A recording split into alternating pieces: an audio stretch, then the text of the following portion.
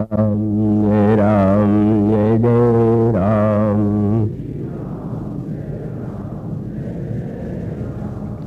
श्री राम जय जय राम। श्री राम जय जय राम। श्री राम जय जय राम। श्री राम जय जय राम।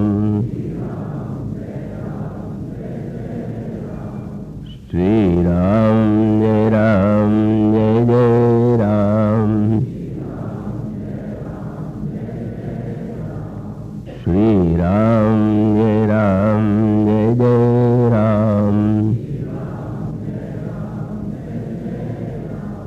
श्री राम जय जय राम। बोलिए सियावर रामचंद्र महाराज की जय। ओम मंगलमूर्तये नमः। गुणाधिपतये नमः।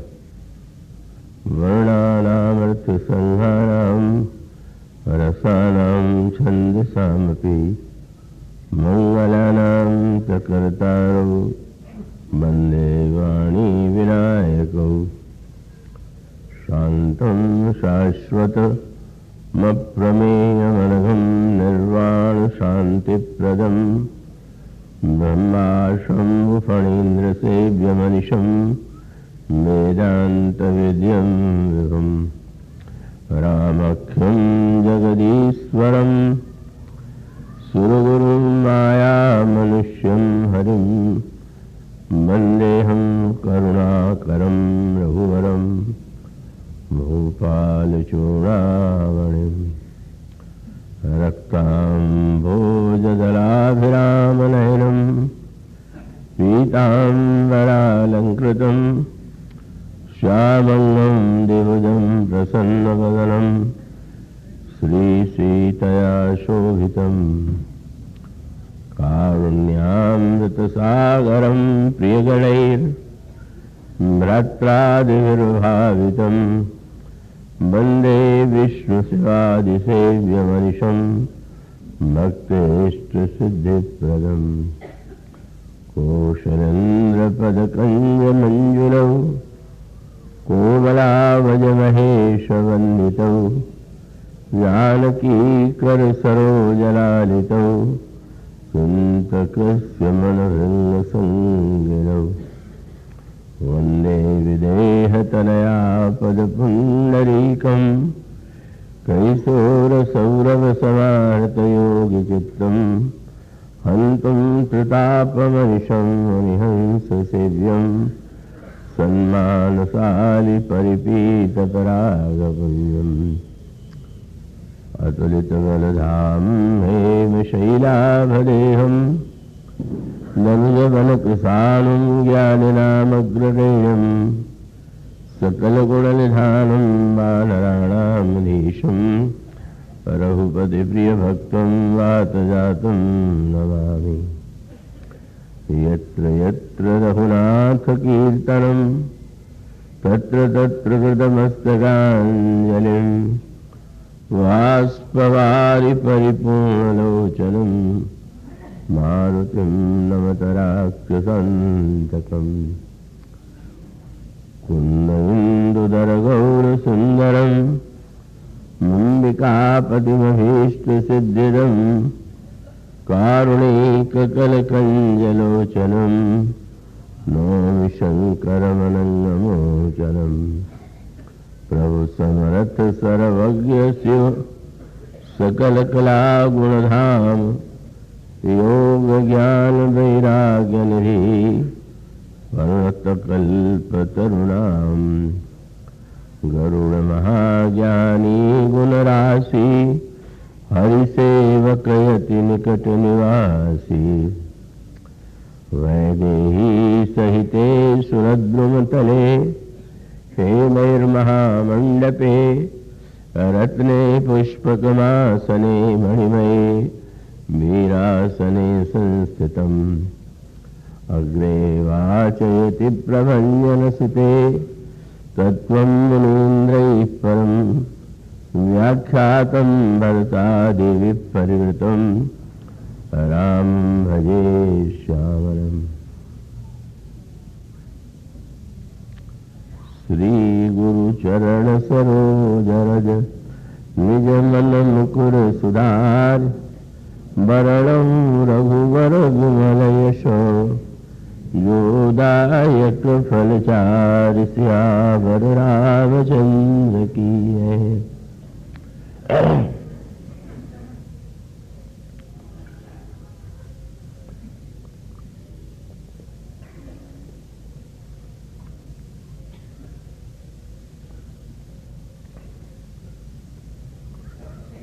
लक्षण धाम राम प्रिय सकल जगत आधार गुरु वशिष्ठ तहि राख्यो लक्ष्मण नाम उदार।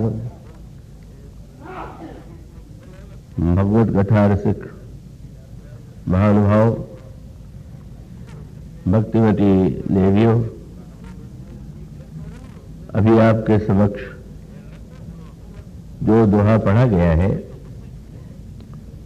उसमें गुरु वशिष्ठ लक्ष्मण नाम का अर्थ महाराज श्री दशरथ को बताते। उन्होंने ये कहा, यह जो बालक का वस्तुतः यह बालक समस्त लक्षणों का धाम है और राम का प्रिय है, सारी सृष्टि का आधार है और यह परम उदार है। इन शब्दों के साथ श्री गुरु वशिष्ठ ने लक्ष्मण जी के गुणों की ओर संकेत किया। जो बात आपके सामने बार बार दोहराई जा रही है कि जैसे कोई नाटक होता है तो प्रत्येक अभिनेता की एक भूमिका होती है और यह भी आप पाते हैं कि प्रत्येक अभिनेता की कुशलता भिन्न भिन्न प्रकार के अभिनयों में होती है। कोई हास्य रस का अभिनय करने में सक्षम होता है, कोई करुण रस का, कोई वीर रस का। तो इस दृष्टि से यदि विचार करके देखा जाए तो भगवान श्री राम के इस महानाट्य में भी जितने पात्र हैं उनकी भूमिकाएं भिन्न भिन्न हैं और उन भूमिकाओं का निर्वाह उनके द्वारा भली प्रकार संपन्न होता है। किंतु यदि लक्ष्मण जी के विषय में विचार करें कि लक्ष्मण जी की भूमिका हास्य रस की है कि श्रृंगार रस की है कि वीर रस की है कि रौद्र रस की है, अद्भुत रस की है, तो एकमात्र श्री लक्ष्मण जी ही ऐसे पात्र हैं कि भगवान श्री राम के चरित्र में जिस समय जिस रस की अपेक्षा है उसका पूरी तरह से वे निर्वाह करते हैं और इस दृष्टि से वे श्री भरत और श्री हनुमान जी से भी आगे। उसको अन्यथा अर्थ में नहीं लेना चाहिए कि मैं भरत जी या हनुमान जी को न्यून सिद्ध करने की चेष्टा कर रहा हूं। तो उसका तात्पर्य यह है कि भिन्न भिन्न पात्रों की महिमा अलग अलग संदर्भों में और वो सभी महान है, किंतु श्री भरत या की जो भूमिका है और श्री लक्ष्मण की भूमिका में बहुत बड़ा अंतर है।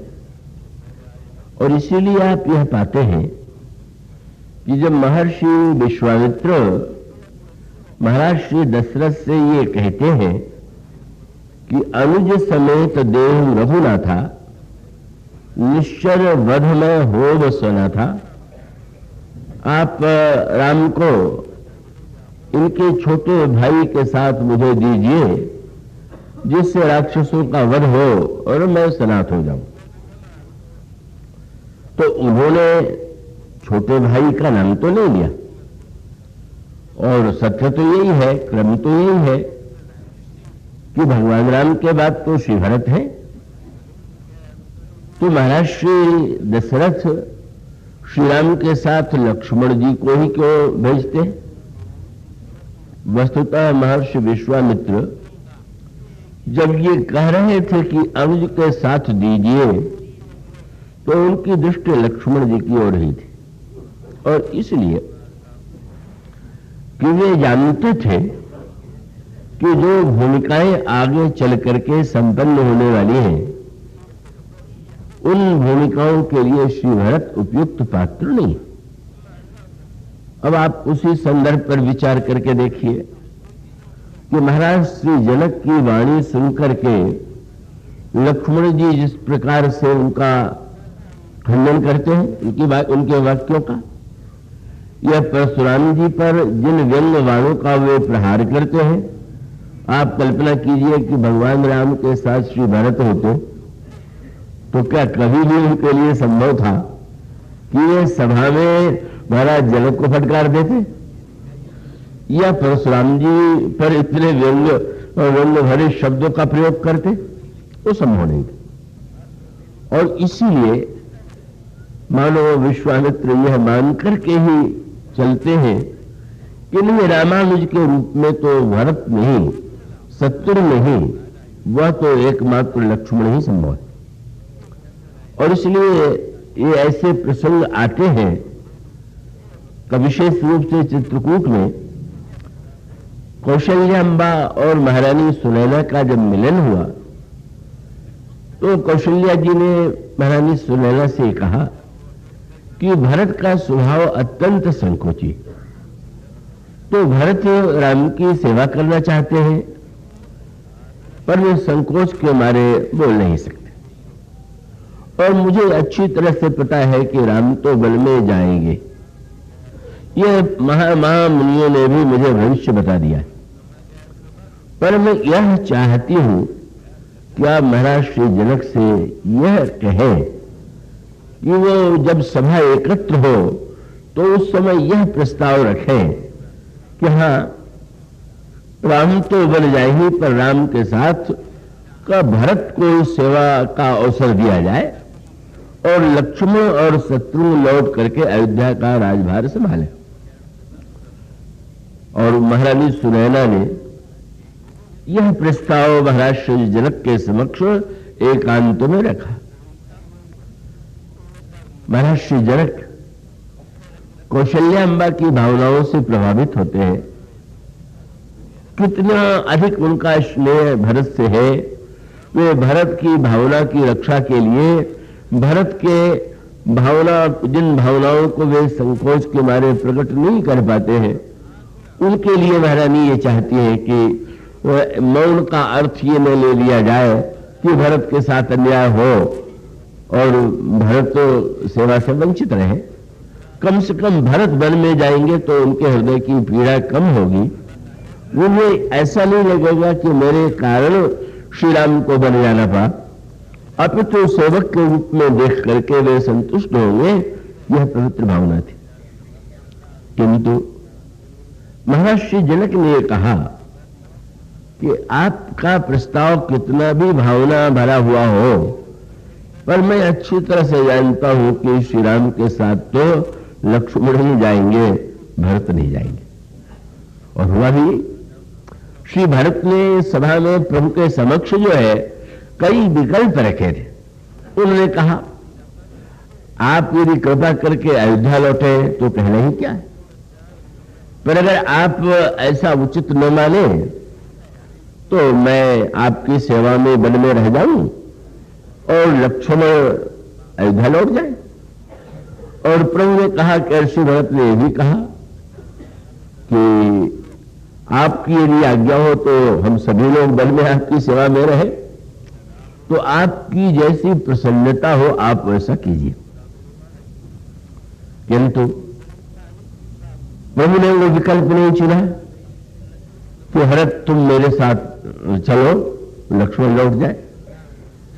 और श्री भरत के मन में इसको लेकर के एक बात आ गई, और इसका परिचय आपको मिलता है जब लंका से प्रभु लौट करके विमान से आ रहे थे और भरत जी को सूचना मिली नहीं, क्योंकि श्री भरत की धारणा तो ये थी कि प्रभु लंका से आते हुए पैदल मार्ग से आवेंगे, और उन्हें यह भी ज्ञात था कि अगर वे श्रीमेरपुर तक आ जाएंगे तो निषाद राज जी मुझे पहले भेज करके सूचना दिला देंगे कि प्रभु आ रहे।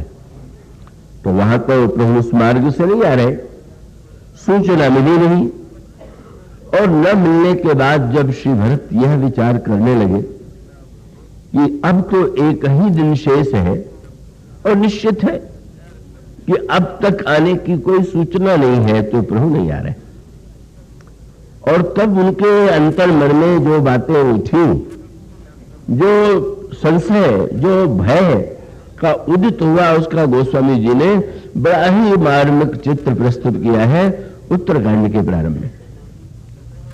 और वहां पर वो संकेत आता है, प्रभु लक्ष्मण जी को ले गए, भरत जी को नहीं ले गए। इसमें प्रभु का उद्देश्य परम पावन था, किंतु श्री भरत उस समय निराशा के क्षणों में यह सोचने लगे कि प्रभु क्यों नहीं आए। और तब उनके मन की जो भावनाएं हैं आपको मानस की इन पंक्तियों में मिलेंगी। रहा एक दिन अवधि अधारा, समझत मन दुख भय अपारा, कारण कवन नाथ नहीं आयो। और तब पहला ध्यान उनका अपनी ओर ही गया। श्री भरत को तो कभी प्रभु में कोई दोष दिखाई ही नहीं देता, वे तो जितनी कमी है वो अपने आप में ही ढूंढते हैं। और इसलिए पहली बात तो उनके मन में यही आई कि लगता है मेरी कुटिलता को प्रभु समझ गए और इसलिए मुझे भूल गए। उन्हें याद नहीं रहा कि 14 वर्ष की अवधि व्यतीत होते ही मुझे अयोध्या में जाना है, तो जाने कुटिल किधर मुह बिसराए। और तब किसका स्मरण आया? लक्ष्मण जी का।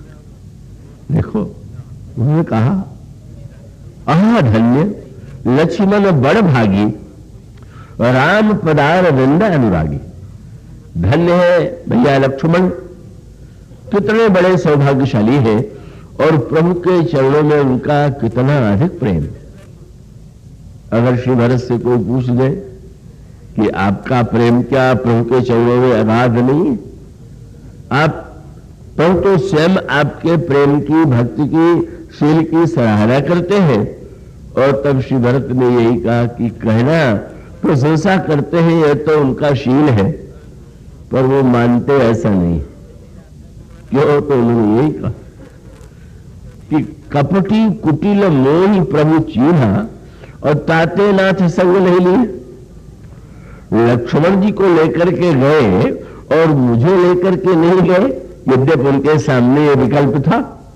तो उसका अभिप्राय यह है कि वो अत्यंत शील और उदारता के कारण मेरे दोषों का वर्णन नहीं करना चाहते थे, पर व्यवहार से उन्होंने सिद्ध कर दिया कि वस्तुतः लक्ष्मण ही वह सेवक है, या उनमें ही वह उपयुक्त गुण है जो उनकी सेवा के लिए उपयोगी है, और इसीलिए उन्होंने उन्हें साथ लिया, मुझे नहीं लिया। तो ये तो उनकी एक अपने अंतर्मन की पीड़ा थी, व्याकुलता थी। इसका संबंध सत्य से नहीं था। सचमुच ऐसी कोई बात नहीं थी कि भरत प्रभु को कुटिल समझते हो और कुटिल समझ करके उन्होंने भुला दिया हो, या ये मान करके साथ में न ले गए हो कि भरत में भक्ति भावना नहीं।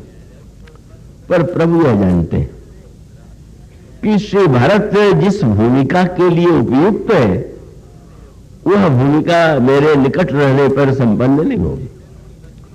वे चाहते हैं कि भरत की विशेषताएं, भरत की भक्ति, भरत का ज्ञान, भरत का कर्तव्य पालन यह संसार के समक्ष आवे।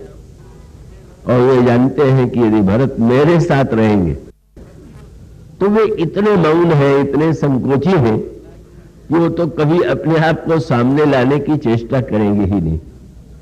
और उसको ये दृष्टांत के रूप में कहे कि अब जैसे एक कुआं है और कुएं में प्यासा पथिक आवेगा तो जल निकाल करके पिएगा। अब किसी व्यक्ति के मन में उस कुएं को देख करके यह लगे कि कुआं बड़ा उपयोगी है तो इसके बगल में एक कुआं और खोद दे, तो कोई बुद्धिमत्ता नहीं। एक कुआं तो पहले से ये बुद्धिमान होगा तो एक छायादार वृक्ष लगावेगा कि पथिक धूप में व्याकुल होकर के आवेगा तो छाया में विश्राम करेगा और जल पी करके अपनी प्यास बुझावेगा। तो अब भरत जी के श्री राम के साथ भरत माने दोनों का रूप रंग शील स्वभाव इतना एक जैसा कि वो तो श्री भरत और श्री राम के साथ रहने का तात्पर्य है कि श्री भरत की अपेक्षा और उनके गुणों का प्राकट्य न हो पाना। इसलिए आप जब देखते हैं कि एक वृक्ष है और एक कुआं है तो दोनों है तो उल्टे, वृक्ष ऊपर जा रहा है, कुआं नीचे है, लेकिन दोनों एक दूसरे के पूरक है। और इसी प्रकार से भगवान श्री राम इसे जानते हैं कि श्री भरत इतने संकोची है, इतने शीलवान है कि मेरे साथ रह करके तो कभी भी उनके गुण संसार के सामने आ ही नहीं सकते। बल्कि आपने पढ़ा होगा कि गोस्वामी जी तो ये कहते हैं कि भगवान राम जब बन गए तो उसका उद्देश्य यही था कि भरत के गुण संसार के सामने कैसे आए। गोस्वामी जी ने कहा जैसे समुद्र में रत्न और अमृत होते हुए भी जब तक मंथन नहीं हुआ तब तक उसमें से रत्न और अमृत नहीं निकला, इसी प्रकार से भरत अगाध समुद्र और अनगिनत गुण उनमें विद्यमान पर प्रकट नहीं हो रहा था। और तब भगवान राम ने सोचा भरत को जरा मथ करके उन गुणों को और अमृत को प्रकट करे।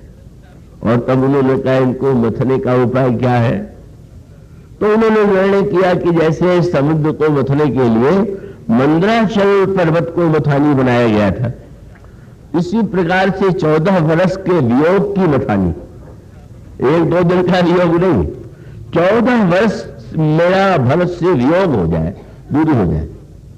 और उसमें भी प्रभु को कितना कठोर कार्य करना पड़ा।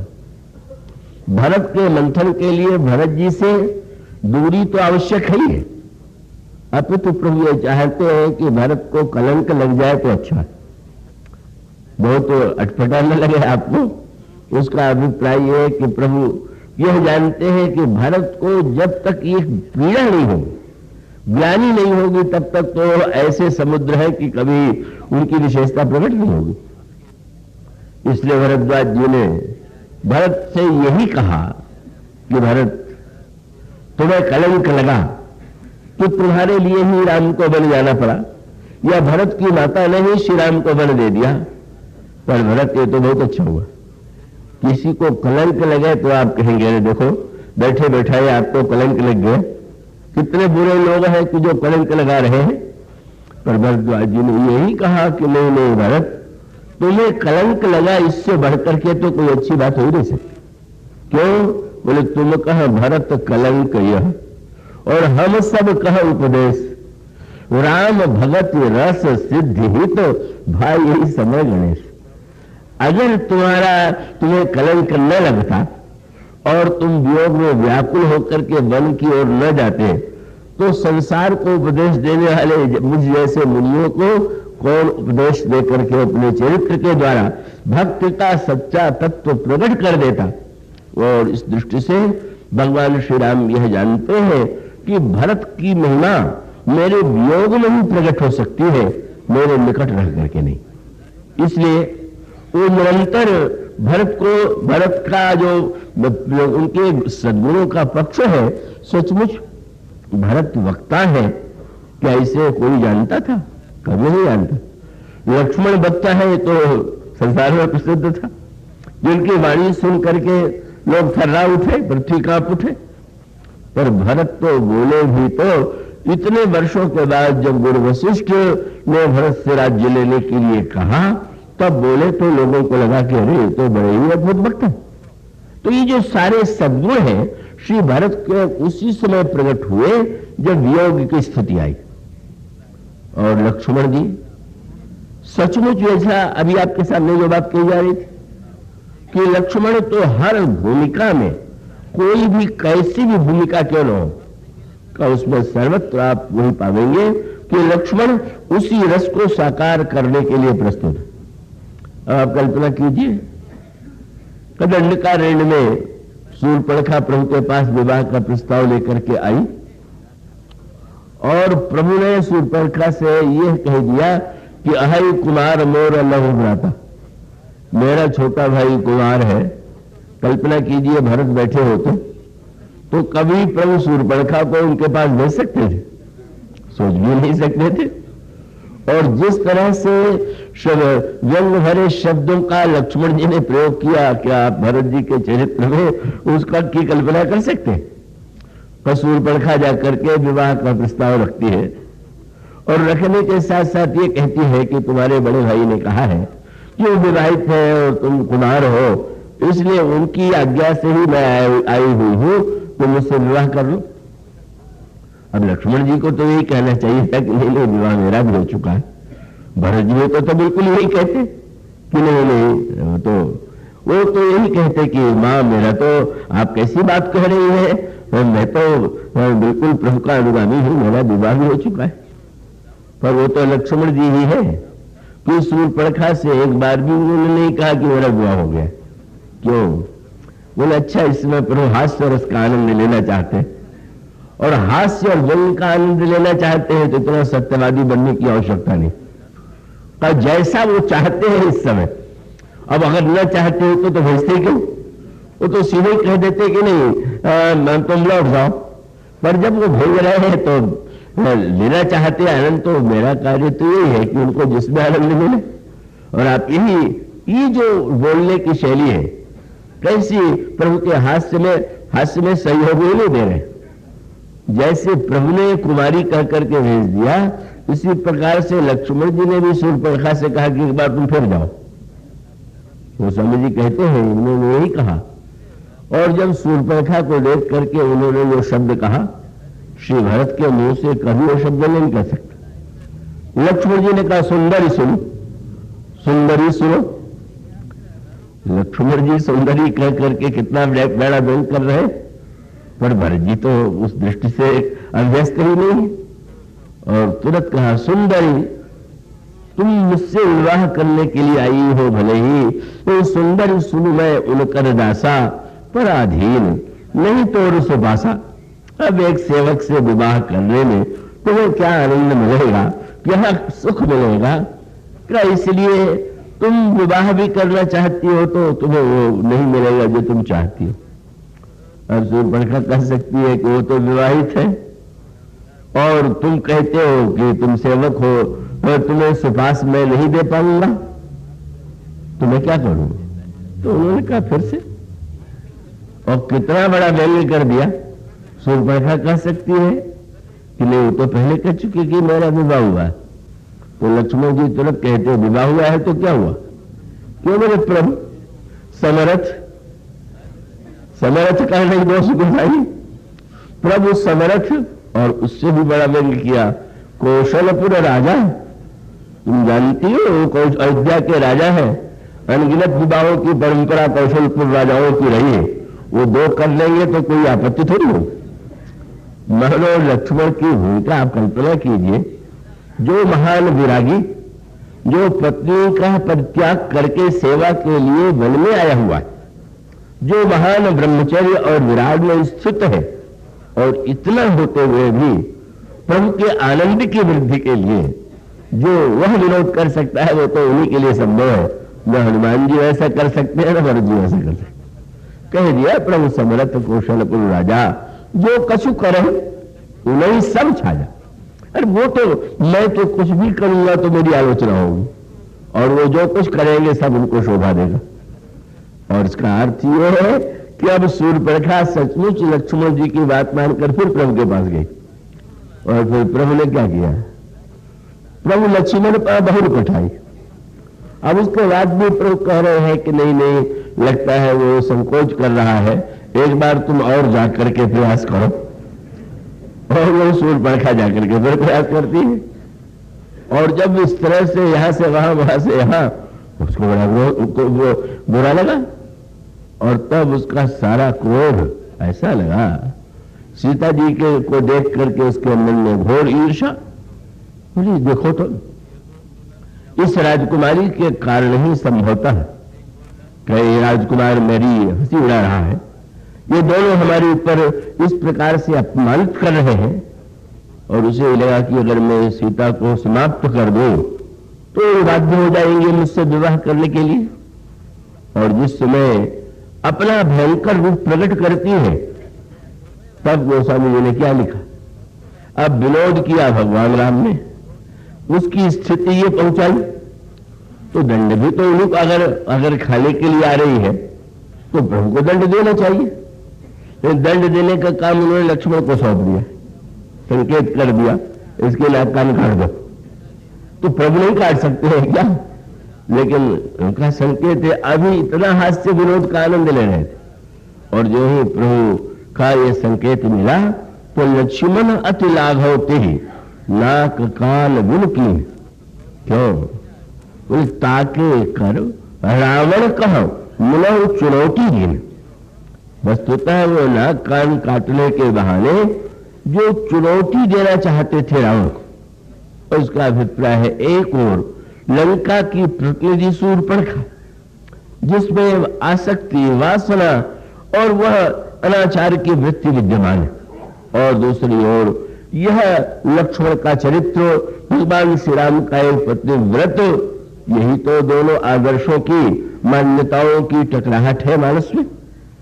तो अब प्रभु के आदेश से जो अभी व्यंग्य विनोद का आनंद और ले दे रहे थे और अगले ही क्षण प्रभु का संकेत मिलते ही इतनी शीघ्रता से उन्होंने उसकी नासिका और कान का उच्छेद कर दिया, वो यही सिद्ध करता है कि लक्ष्मण जी की अपनी कोई स्वतंत्र धारणा, मान्यता या आकांक्षा नहीं।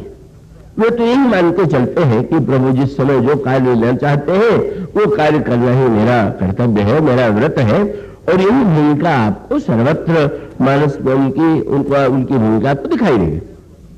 और इस संदर्भ में कल जो प्रसंग चल रहे थे, कल और परसों परशुराम जी और महाराज श्री जनक का प्रसंग, उसके पहले एक ऐसा प्रसंग है और उस प्रसंग के प्रति आप सबके मन में बड़ा आकर्षण होता है, रहता है, और वह प्रसंग है पुष्प वाटिका का प्रसंग। अब आप लक्ष्मण जी का वह रूप देखिए जो जनक की सभा में, और फिर आप लक्ष्मण जी का वह रूप देखिए जो परशुराम जी से वार्तालाप करते हुए।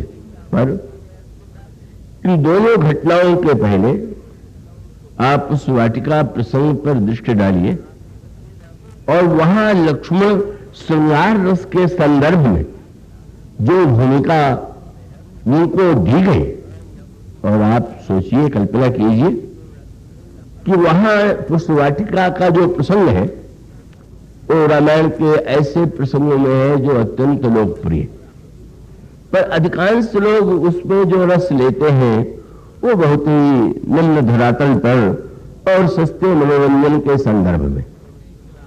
किंतु गोस्वामी जी का ग्रंथ जो है वह मनोरंजन का माध्यम नहीं है, मनोरंजन का भी एक किंचित पक्ष उसमें है, लेकिन इतना होते हुए भी गोस्वामी जी ने एक बहुत मधुर संकेत किया, और वो ये है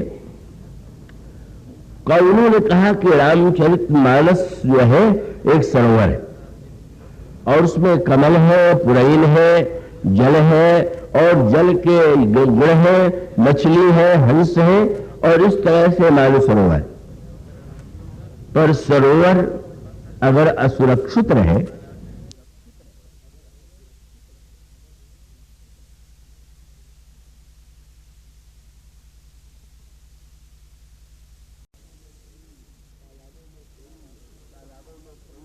तालाबों में कोई सुरक्षा का प्रबंध नहीं है, उसका लोग मनमाना दुरुपयोग करते हैं। अब कोई तालाब में घुस के कमल तोड़ने लगे, पुरैन को उखाड़ने लगे, जल में गंदगी धोने लगे, ये भी संभव है। इसलिए गोस्वामी जी ने कहा कि रामचरितमानस सर जो है उसमें रखवाले भी, और वो रखवाले कौन है? बोले जे गावहु यह चरित्र संहारे ते ही ताल चतुर रखवारे। गोस्वामी जी कहते हैं जो लोग ये प्रभु के चरित्र को संभाल कर गाते हैं वही इस ताल के चतुर रखवारे। कितनी बड़ी बात कही गई। मानो संकेत यह है कि रामचरित मानस को जो संभाल के गाते हैं, तो गायन का दो अर्थ है। जब कोई व्यक्ति वाद्य और अन्य उपकरणों के साथ का रामायण की चौपाइयां उसको रखता है तो लोग कहते हैं ये गा रहे, वो भी गाने का अर्थ। लेकिन यहां जो गाने शब्द का अर्थ है वो नहीं है। ये गाना जो है इसका अभिप्राय नहीं कि संभाल के गाने का अभिप्राय है कि कितने बाजे बज रहे हैं और कितने बढ़िया ढंग से गाया जा रहा है। ये गाँव ही यह चरित्र संभारे, क्योंकि इसकी याद रखिए क्या गवैये में कौन है? बोले गोस्वामी जी ने कहा काग भुसुंडी गौड़ प्रति गावा, जहां कौए ने गा करके गौड़ को सुनाया। अब आप कल्पना कर लीजिए कि कौए ने गाया होगा तो किस स्वर में गाया होगा। गोस्वामी जी अगर ये कहे कि कौए ने गौड़ जी को सुनाया तो समझ नहीं आता है, कौए ने गौड़ से कहा तो समझ नहीं आता है, पर जब उन्होंने कहा इसको गाया कौए ने, तो इसका अर्थ ये है कि गायन शब्द का ये वाद्योक्त अर्थ भी है, पर वस्तुतः रामायण में इस शब्द का जो प्रयोग किया गया उसमें एक बहुत बड़ा संकेत। जो गावही है चरित्र संहारे तो यही ताल चतुर रखवारे, इसका एक विशेष तात्पर्य। और ये है कि जैसे संगीत में बड़ा मधुर कंठ से कोई गा रहा हो। अभी एक दिन वीलानी जी मुझे ले गए, बहुत सुंदर संगीत का आयोजन था, तो वो जो संगीत था वो बड़ा श्रुति मधुर था, मुझे बड़ा आनंद आ रहा था। किंतु मैं कोई उसका अधिकारी नहीं हूं, क्योंकि हमें तो कंठ मधुर है तो हमें लगा कि संगीत बहुत अच्छा, बड़ा आनंद है। लेकिन जो व्यक्ति का उस राग की शुद्धता का जिसको ये ज्ञात है कि का वो तो बहुत बढ़िया हमें लग रहा है, और एक संगीत को समझने वाले को लगता है कि इसने तो यहां पर इसका स्वर भंग हो गया, इसने राग को अशुद्ध गा दिया, तो उसका अभिप्राय यह है कि एक संगीत का आनंद वह व्यक्ति लेता है जो साधारण केवल कान के द्वारा मन के द्वारा आनंद लेता है, पर संगीत का समग्र आनंद सही अर्थों में तो वह लेगा कि जिसको ठीक ठीक राग रागनी का ज्ञान है और जिसको लगेगा कि एक स्वर में भी कहीं भूल नहीं होनी चाहिए। इसी प्रकार से भगवान राम के चरित्र के रखवाले वह है जो संभाल करके गावे, चाहे वाद्य से गावे और चाहे कंठ से गावे और चाहे बिना देखने में बिना गाए सुनावे। और उसको संभाल करके गाने का अर्थ क्या? संभालने का तात्पर्य क्या है? पुष्पवाटिका प्रसंग में ये बात मैंने इसलिए कही कि भगवान श्री राम पुष्प लेने के लिए वाटिका में गए। अब जिस समय वक्ता लोग ये कहते हैं कि भगवान राम पुष्प वाटिका में क्यों गए, तो वो अधिकांश वक्ता ये कहते हैं कि जब भगवान राम जनकपुर के मार्ग पर चल रहे थे तो जनकपुर वासियों ने स्त्रियों जनकपुर वासिनियों ने फूल वर्षा के संकेत किया था कि वाटिका में आइए। अगर यही संभाल के गाना है तो इससे बढ़कर के अनर्थ क्या हो सकता है? इसका अर्थ कि आपको बड़ा अच्छा लग गया, क्या जनकपुर के सखियों ने फूल वर्षा की आ जाइए, तो आप श्री राम को किस धरातल पर ले आ रहे हैं? ये गावई चरित संहारे का अभिप्राय यह है कि भगवान श्री राम को गोस्वामी जी जिस रूप में प्रस्तुत करना चाहते, आप चाहे तो उनको अपने मन के अनुकूल चाहे जैसा रूप दे दीजिए, और साधारण जो व्यक्ति होते हैं, जैसा मैंने कहा कि अब वो मैंने बड़ा आनंद पाया, पर शुद्ध था कि अशुद्ध था इसका परिचय तो बिलानी जी को मिला होगा, मैं क्या नहीं। पर ठीक इसी प्रकार से का मानस एक महान सिद्धांत ग्रंथ, और उस सिद्धांत ग्रंथ का एक ही महानतम सूत्र है कि आप जो कुछ कह रहे हैं वह रामायण के सिद्धांत के प्रतिकूल न हो जाए। श्री राम का जो एक महानतम पक्ष प्रस्तुत किया गया है, जो गोस्वामी जी का उद्देश्य है, कहीं वो उद्देश्य नष्ट हो जाए, नष्ट न हो जाए। और जहां तक जनता की बात है तो गोस्वामी जी ने तो व्यंग्य कर ही दिया। जनता के लिए तो तुलसीदास जी ने ऐसा शब्द कह दिया है कि सुन करके जनता को बुरा ही लगेगा। तो गोस्वामी जी ने सावधान कर दिया, बड़ी भीड़ हो रही है, पर प्रसन्न मत हो जाना। क्यों? बोले तुलसी भेड़ी की दसन, जड़ जनता सन्मान। ये सब जड़ है, इनमें बुद्धि का लेश नहीं है। ये तो कहीं भी जहां उनको अच्छा लगा चले जाते हैं। और कह दिया कि सबसे बड़ी कठिनाई ये है कि जिसको ये सम्मान मिलता है उसको बड़ा अभिमान होता है। तो मैं कितनी ऊंची बात कह रहा हूं, तब न इतने लोग इतने कष्ट उठा करके सेवा कर रहे हैं और व्यक्ति अपनेपन को भूल जाता है। गोस्वामी के तुलसी भेड़ी की धसन, जड़ जनता सम्मान। जड़ जनता सम्मान कहने का अभिप्राय है कि वस्तु के चमक की कसौटी आपकी आंख हो सकती है, पर सोना है कि नहीं इसकी कसौटी आपकी आंख नहीं है। वह तो जो शराब है उसकी जो कसौटी पत्थर है वो है। और इसलिए ये जो प्रसंग पशुवाटिका का है, ये तो रामायण का एक ऐसा प्रसंग है कमल। और इस संदर्भ में आप विचार करके देखिए, बड़ा मधुर संकेत आता है कि भगवान श्री राम को पशुवाटिका में फूल तोड़ते हुए माथे पर पसीने की बूंद आ गई। धनुष तोड़ने में बूंद नहीं, श्रम नहीं, और फूल तोड़ने में पसीने की बूंद। सच पूछिए तो धनुष तोड़ना कठिन नहीं है जितना फूल तोड़ना। फूल तोड़ना तो आप लोगों को बहुत आसान। अब आप जाकर के पेड़ उखाड़ ले और चाहे जैसे उसको जिस रूप में उखाड़ ले आप समझे हम फूल तोड़ रहे हैं। मानो उस प्रसंग को गोस्वामी जी एक विशेष उद्देश्य से प्रस्तुत कर रहे हैं। और उस प्रसंग में श्री लक्ष्मण की भूमिका पर आप दृष्टि डालिए। यह तो एक बड़ी ही अनर्गल बात होगी कि जनकपुर की स्त्रियों ने भगवान राम से ये कहा हो कि वो मैं फूल वर्षा के संकेत कर रही हूं कि वो वाटिका में आइए। क्या भगवान श्री राम का स्वागत उन जनकपुर वासिनियों ने किया था, और वो कोई सबकी सब जनकपुर वासिनियां जो थी उस वाटिका में थोड़ी इकट्ठा हो गई। वहां तो सीता जी और उनकी सखियां थी और उनकी संख्या तो गिनी चुनी।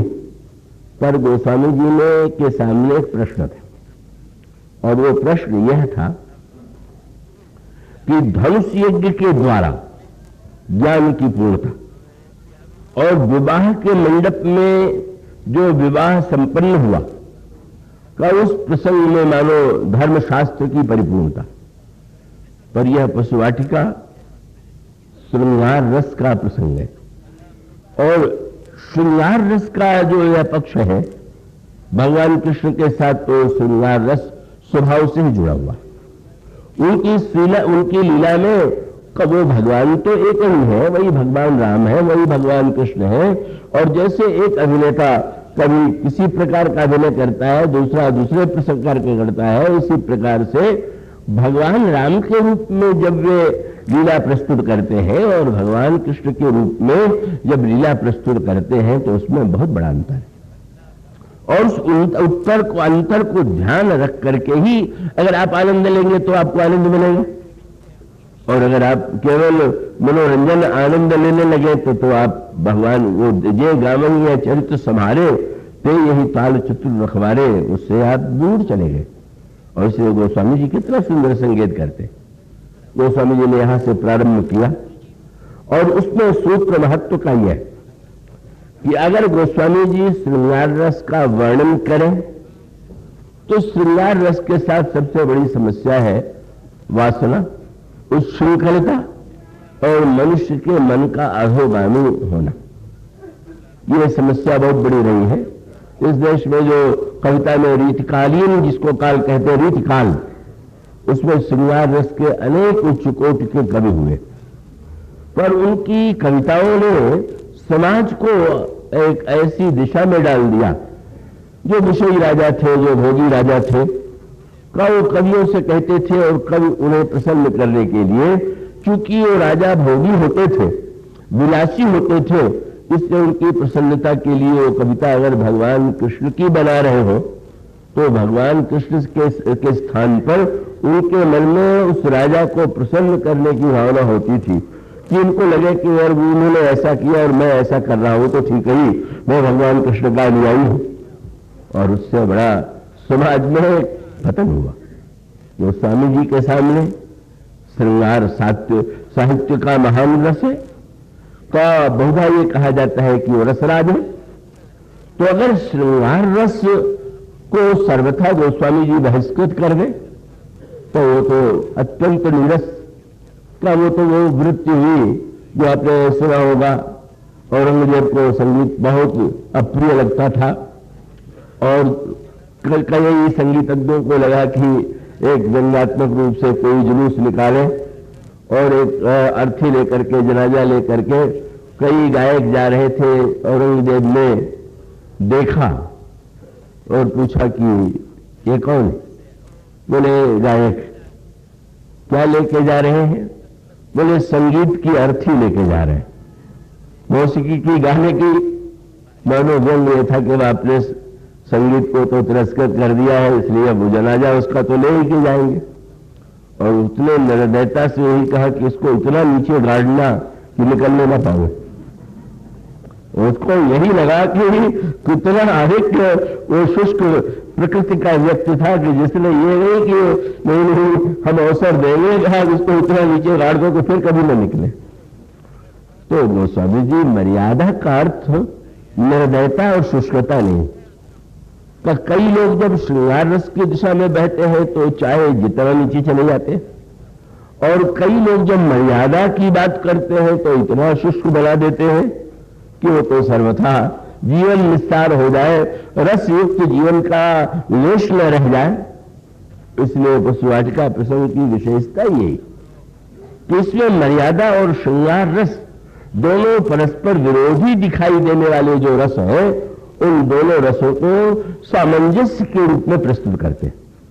और अगर आप उसका आनंद लेना चाहते हैं तो तभी आप आनंद ले पाएंगे कि जब इस सत्य को नहीं भूलेंगे कि गोस्वामी जी का जो श्रृंगार रस है और रीतिकालीन कवियों का उच्छृंखल श्रृंगार नहीं है। और उस सूत्र में आप जब दृष्टिगत रख करके विचार करेंगे तो आपको लगेगा गोस्वामी जी ने क्या किया। प्रसंग है श्रृंगार रस का वहां पर, जैसे किसी रत्न को सुंदर मंजूषा में रख करके उसकी शोभा बढ़ जाती है रखने पर, इसी प्रकार से गोस्वामी जी ने मर्यादा की मंजूषा में श्रृंगार रस का दिव्य रत्न रखा। और वो इतना संतुलित है, और मैं कहूंगा कि जितना उत्कृष्ट श्रृंगार जो है उस वाटिका में है, मुझे तो किसी साहित्य में मिलता ही नहीं। कुछ शब्दों में, कुछ वाक्यों में श्रृंगार रस की पराकाष्ठा। और श्रृंगार रस की विशेषता यह है कि वो मनुष्य के अंतर मन को पवित्र बनाने के लिए, ऊर्ध्व दिशा में ले जाने के लिए, अधोगामी बनाने के लिए नहीं। इसलिए गोस्वामी जी ने बहुत सुंदर दृष्टांत दिया कि ये जो श्री सीता जी को का जो दिव्य सौंदर्य है, तो उसके संदर्भ में ये प्रश्न आया कि सीता जी की सुंदरता के लिए कोई उपमा दी जाए। कभी तो अपनी बात को उपमा के माध्यम से कहता है, तो गोस्वामी जी सोचने लगे कि कौन सी उपमा दे। भगवान राम के मन में भी सीता जी की सुंदरता देख करके का उपमा की बात आई, पर उन्होंने कवियों के माथे पर दोष मह करके छुट्टी पा लिया। भगवान ने कहा मैं कोई उपमा तो देता, लेकिन क्या करूं, सब उपमा कवि रहे जुठारी, केही पट तरो विदेह कुमारी। इन कवियों ने जितनी उपमाएं थी उनको जूठा कर दिया। अब जूठी वस्तु तो देवी के भोग में लगाना उचित नहीं है। और शब्द कितना सुंदर चुना है, बोले विदेह कुमारी। इन कवियों ने देह कुमारियों के लिए सारी उपमाओं को जूठा कर दिया, पर ये तो देह कुमारी नहीं तो विदेह कुमारी। उसका अभिप्राय है कि संसार में जब श्रृंगार शब्द का प्रयोग किया जाएगा तो देह की ओर ध्यान जाएगा। पर गोस्वामी जी कहते हैं मत भूलना कि श्रृंगार वैदेही का है, देही का नहीं। देव की वृत्ति से ऊपर उठ करके ही उस श्रृंगार का सच्चा आनंद लिया जा सकता है। तो उन्होंने तो ये कह दिया, पर जब कवियों के माथे पर दोष बढ़ा तो किसी ने तुलसीदास जी से कहा कि आप तो कवियों का कलंक धोइए, कोई उपमा सीता जी के लिए ढूंढ लीजिए, न हो तो नई उपमा बना लीजिए। तो गोस्वामी जी से किसी ने कहा कि इस संसार में न सही तो ऊपर भी तो महानतम दिव्य शक्तियां हैं, उनकी उपमा सीता जी के लिए दे दीजिए। सरस्वती जी बहुत दिव्य सौंदर्यमयी है। अरे गोस्वामी जी ने कहा मैं सरस्वती जी की तुलना इसलिए नहीं करूंगा कि गिरा मुखर, सरस्वती बड़ी बकवादी है। अब सरस्वती को तो लाचारी है, बोलना उनका कार्य है, बोलवाना उनका कार्य है, पर बोले सौंदर्य में बहुत बोलना दोष है। बहुत सुंदर हो, निरंतर बोलता जाए तो सामने वाले के थोड़ा अच्छा भी प्रभाव पड़ता। अब सरस्वती दिन रात बोलती है तो मैं कुछ नहीं, उनको उपमा नहीं दूंगा। पार्वती जी, उनका सौंदर्य भी तो अलौकिक है। बोले तनु अर्ध भवानी, सुंदर तो है पर शंकर जी का आधा और उनका आधा शरीर, अब अर्धनारीश्वर की हम पूर्ण से कैसे तुलना करें। अच्छा तो रति परम सुंदरी है, हाँ सुंदरी तो है, बेचारी पत्नी पति के वियोग में रोती रहती, रति अति दुखिता धनुपति जानी। तो महालक्ष्मी वो तो भगवान विष्णु की प्रिया है, अब विष्णु की प्रिया है और बहुत बड़ा सुंदर, बहुत बड़ा सौंदर्य उनमें है, पर उनका अपने भाई बहनों से इतना प्रेम है कि जहां जाती है एक भाई और एक बहन लेके जाती। कौन? बोले विष बारुणु बंधु प्रिय जो ही और कहीं रमासम किनु बल दे, जिनको विष और शराब समुद्र में ये भी दोनों निकले। सरस्वती जहां जाती है, लक्ष्मी जहां जाती है, व्यक्ति को मद में मतवाला बना देती है और उसका ऐसा व्यवहार कि अंत में विष का ही वो अपने जीवन में और समाज में प्रयोग करता है। इसलिए मैं लक्ष्मी की तुलना भी नहीं करूंगा। तो आप भी कहेंगे कि कोई उपमा नहीं, बोले मैं अब नई लक्ष्मी बना रहा हूं। और नई लक्ष्मी का प्रसंग तो बड़ा विस्तृत साहित्य का आनंददायी रूप है, पर गोस्वामी जी ने कहा कि वह समुद्र नहीं। कौन सा समुद्र चाहिए? उनका जो छवि सुधा पयोनिधि होई, छवि का अमृतमय समुद्र, वह समुद्र जिसमें खारापन है, उससे यह लक्ष्मी नहीं निकलेंगी। छवि का अमृतमय समुद्र। अब सारी वस्तुओं को जब बदलने लगे, समुद्र भी आपने बदल दिया, मथानी भी बदल दिया, मथने वाला भी बदल दिया। तो किसी ने तुलसीदास जी से पूछा कि उस समुद्र में जब मंदराचल के द्वारा मंथन किया जाने लगा तो भगवान कच्छप ने उसको धारण किया, तो उस कच्छप को बदल के अब यहां कौन सा नया कच्छप आप लावेंगे? तो वो स्वामी ने तुरंत कहा उसको बिल्कुल नहीं बदलेंगे। परम रूप में कच्छप सोई और सब वस्तुएं बदलूंगा पर कच्छप को नहीं। और तब उन्होंने कहा कि यह जो श्रृंगार रस है, मैं आशा करता हूं थोड़ा गंभीर है, पर आप उसको उस गहराई से ही सुनने की चेष्टा करेंगे। उनका श्रृंगार रस ही मंदराचल है। अब कवि की जो लक्षण कल्पना है उस पर ध्यान दीजिए। छवि का अमृतमय समुद्र और उसका मंथन करने के लिए श्रृंगार रस का मंदराचल, और उस समुद्र का मंथन करने के लिए मंदराचल के चारों ओर बासुकी नाग की रस्सी बनाई गई थी। यहां बोले बासुकी नाग की रस्सी नहीं, तब शोभा रज मंदर श्रृंगारू, शोभा की रस्सी हो और श्रृंगार रस का मंदराचल। और तब वह आप प्रसंग आपने जब पढ़ा सुना होगा कि जब मंदराचल को समुद्र में मथने के लिए लाया गया, रस्सी आ गई, पर मंदराचल जब जो ही समुद्र में डाला गया तो उसका बोझ इतना भारी था कि वो नीचे की ओर धंसने लगा। नीचे चला जाएगा तो मंथन क्या होगा? और तब भगवान ने कहा अच्छा। तुरंत उन्होंने कछुए का रूप बनाया और उस पर्वत के नीचे आप आ गए, पर्वत को आपने अपने पीठ पर ले लिया और मंथन हुआ। कितनी उच्च कोटि की कविता गोस्वामी जी ने किया। उन्होंने कहा कि श्रृंगार रस का मंद्राचल है तो बहुत विशाल, पर नीचे पाताल की ओर भी ले जाने वाला है।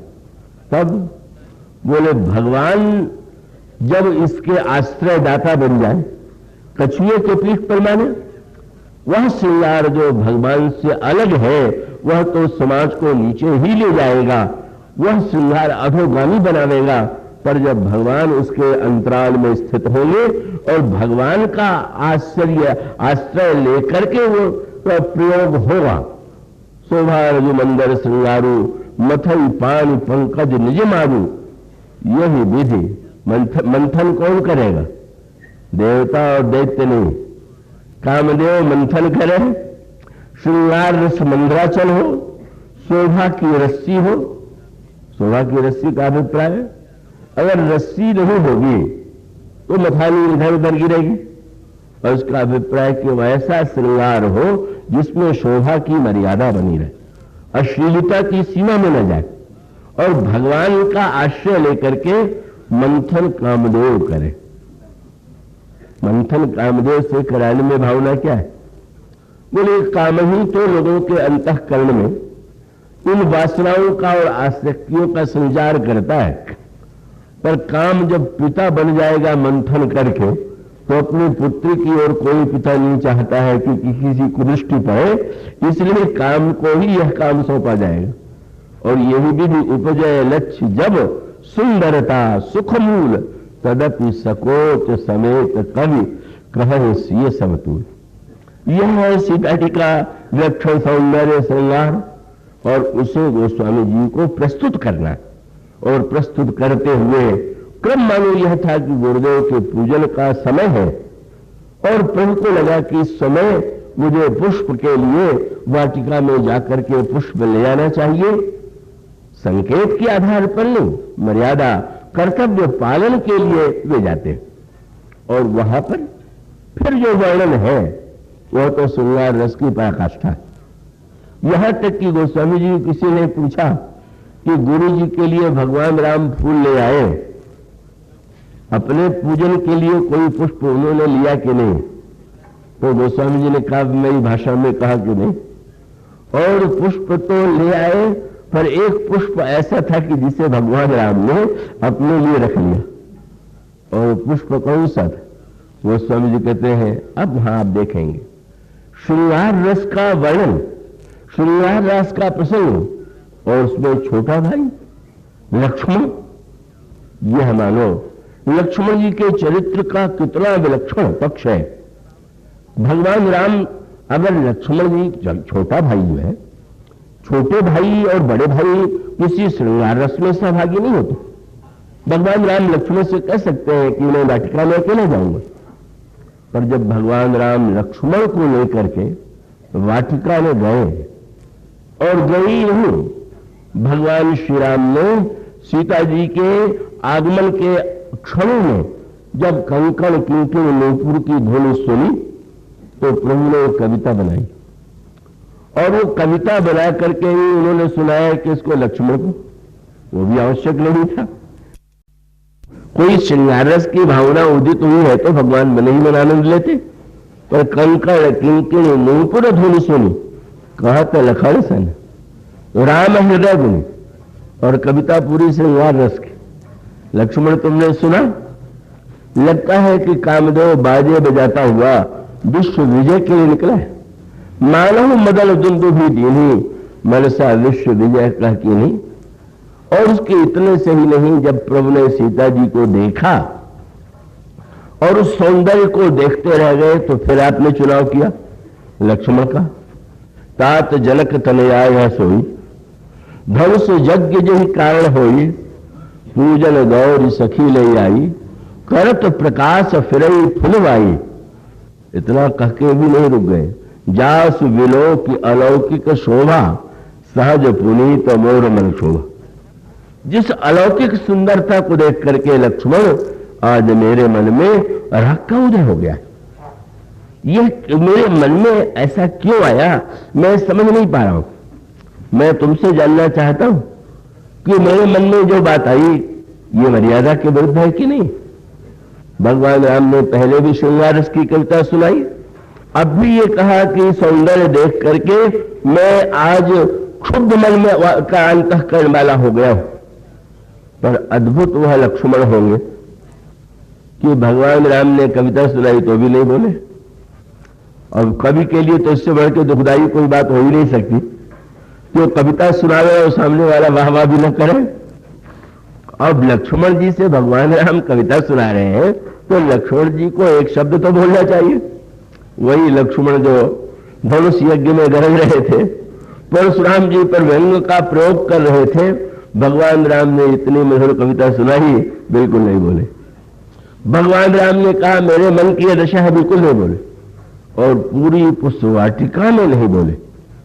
मानो यह लक्ष्मण की भूमिका, जिसकी व्याख्या आज संभव नहीं है, कि लक्ष्मण जी को भगवान जब वाटिका में लेकर के जाते हैं और श्रृंगार रस के इस प्रसंग में लक्ष्मण जी उनके साथ हैं, कैसे वो अद्भुत उनका व्यक्तित्व रहा होगा, उनका चरित्र रहा होगा, उनका मन रहा होगा कि भगवान श्री राम को ऐसा नहीं लगता है कि लक्ष्मण को इस प्रसंग में ले जाना उपयुक्त नहीं।